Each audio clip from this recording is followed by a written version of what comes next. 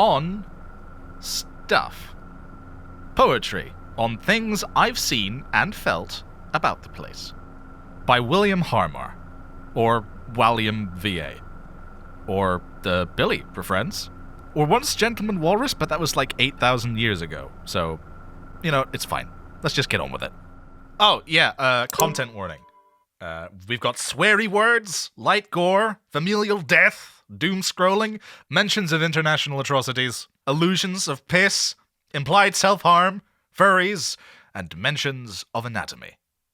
Otherwise, you're probably fine. It sounds like a lot, but it's really not. Okay, let's begin. On being locked out the flat. We went to the shops, picked up some victuals, some baking supplies, and some frozen potato smiles. We return home. Forgot my key. Fuck. They also forgot their key. Fuck, that's tedious, isn't it? 'Cause they didn't bring a warm enough coat, and I didn't wear socks that weren't thinning and forcing the sides of my feet to be sanded down by the sides of my docks. I buzz each of the flats. No response. I buzz Pam's number multiple times, because I know she's in, and I know she's in because her gold Nissan is sitting sheepishly in the car park. No response. Fucking hell, Pam, it's 10 a.m, get it together! Fucking hell, my feet hurt. Fucking hell, it's cold. What a nightmare! What a complete nightmare! What a completely tedious nightmare! They put a hand on my shoulder and smile. They say, "Oh well, it's a date." That's funny. We haven't had one in a while, and now we're having one by accident. So we drag her shopping with us to the cinema, buy hot dogs and slush and sweets, holding hands while Michael Keaton keeps us company for a few hours. And by the time we return and Pam's finally woken up several hours later, and the soles of my feet are red raw, and they're chattering like one of those wind-up teeth, and the potato smiles have defrosted, sagged, and are now potato frowns, I can say, with confidence, that I should make tedious, frustrating mistakes far more often. And Pam can sleep in as long as she likes. On the cat I met outside. On the steep hill home from a nighttime snack run, I met a cat. Even in the dark, I can tell it's a grey thing with a white nose and a gentle, affectionate mew. He comes up to get a good scritch in, and I oblige happily until I feel a wetness at his back. Oh, God, I hope that's not what I think it is. Actually, I have no idea what I think it is. I click on my phone light and check the forensics. It's red, with bits, like squashed tomato, except I'm confident cats don't roll in tomatoes. I look at his face, eyes half closed and mouth in an innocent smile, and I think, damn, you're pretty messed up, huh? A remorseless killer, basking in the afterglow of goring a member of the rodent or avian families, the same way you would in the sun. That's so ghoulish. Why am I still petting you? On the moment at 6 a.m. where you wake up and feel quite sick. Ow,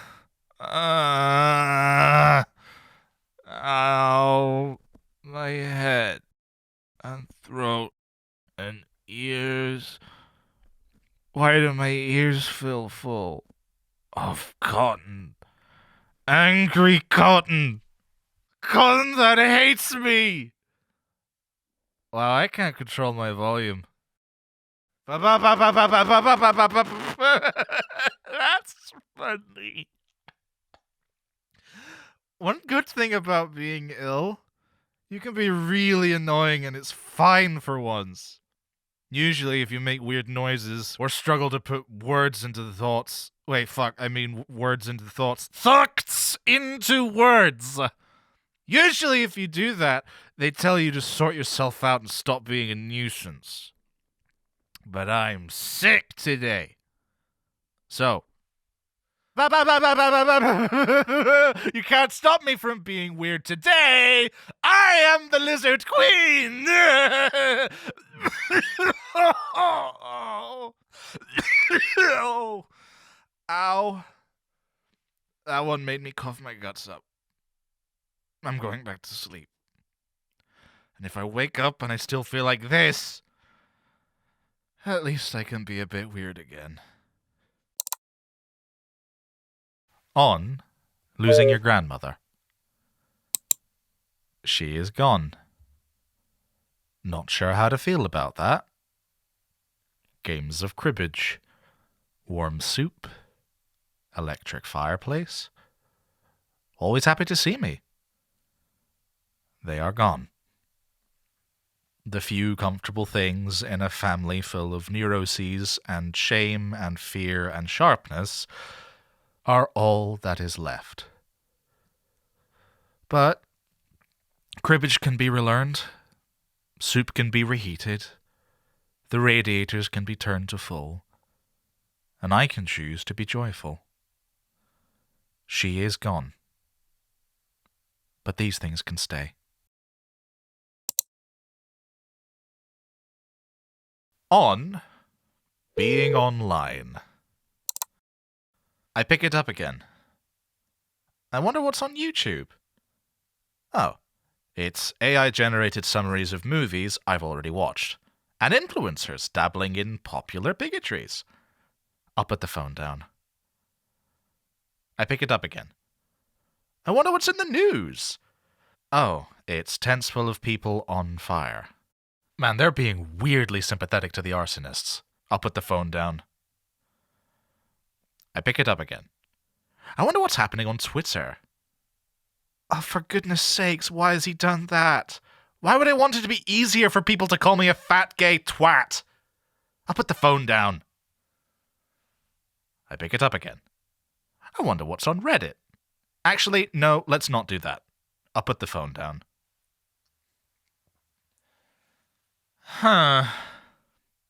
Being online sucks now.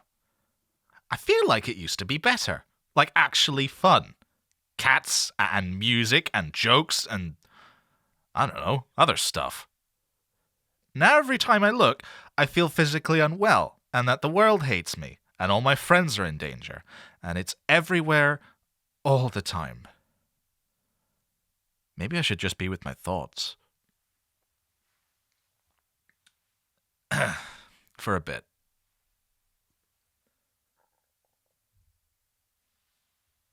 I pick it up again. On the countryside bus. The 52 from Stirling, a humid, loud, coffin-like thing, sometimes feels like it's been pissed on. Wet trails of liquid from the front to the back, and not footsteps or great big spills, it's snail trails of fluid, traipsed up and down, all around the place. I feel a little gross, tiptoeing around it, like it's a late night in a men's loo. And I can see the stray Red Bull can clunking back and forth between the walls whilst its contents ooze out the tip. And I know, even if Red Bull kinda looks like piss, like someone's deeply dehydrated fermented orangey piss, I know it's not actual piss. But still, I can't help but feel my toes curl after every clunk, clunk, clunk. Because I know these blokes just don't give enough of a shit to just hold onto the can and bin it later. It makes me think, they'd probably piss on me if it was more convenient than just walking to a loo.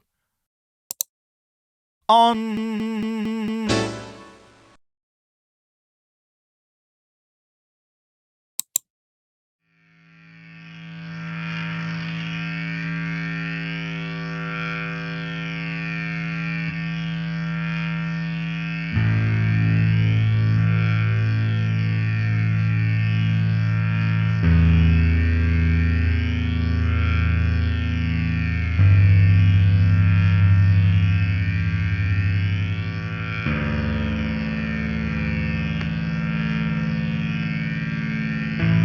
My bass guitar is broken. At least I hope it is. There's a hum always there, always buzzing, always in the way, never sounds right. And if it's the instrument, it's fine. You can fix a bass, you can unscrew its back and solder and melt and rewire it in an hour or two, then it's fixed. Buzz gone.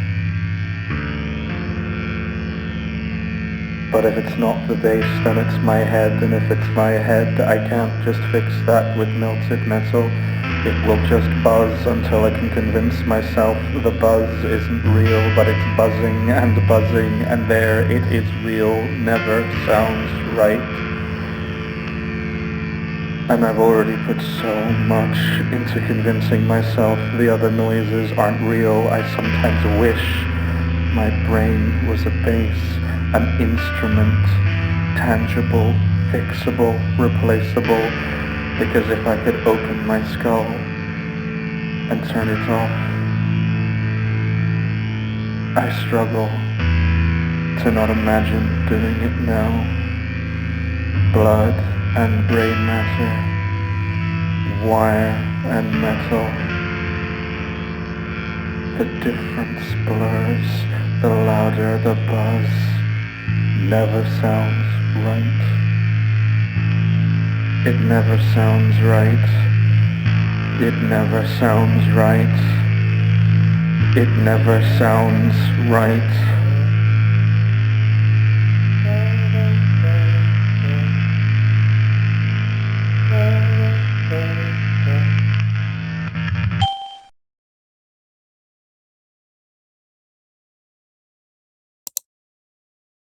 On furries.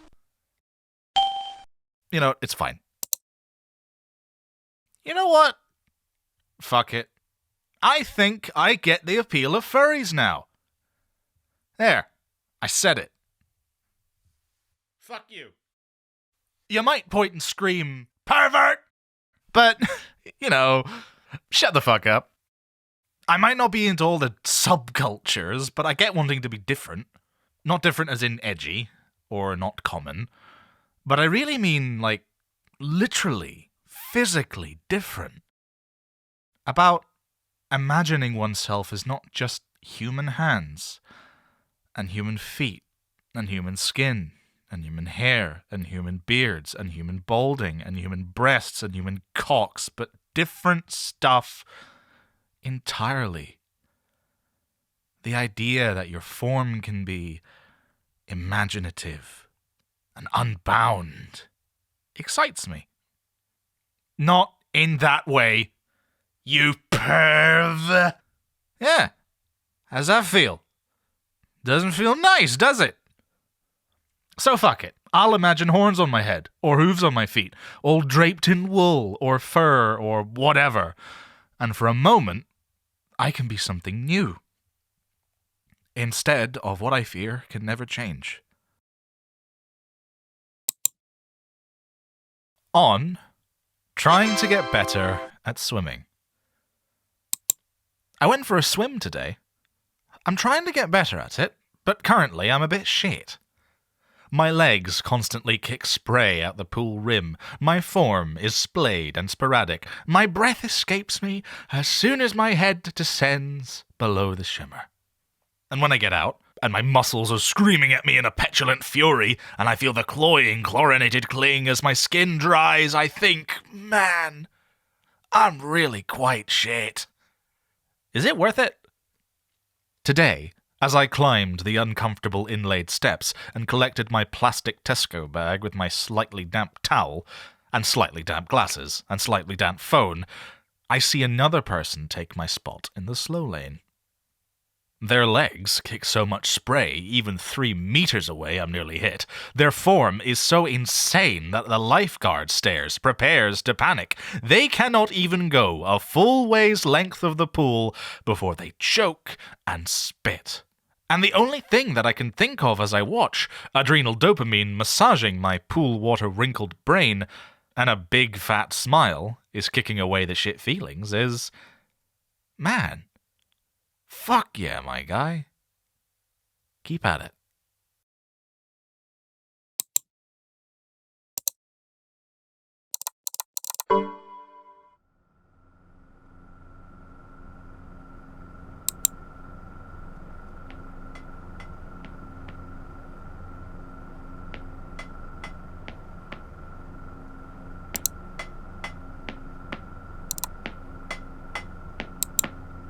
I think it's okay to just be enough. I've kept your attention just with this small stuff. And when this thing's battery finally runs out, you'll remember that man, oh how droll. He could only play an automatic Casio.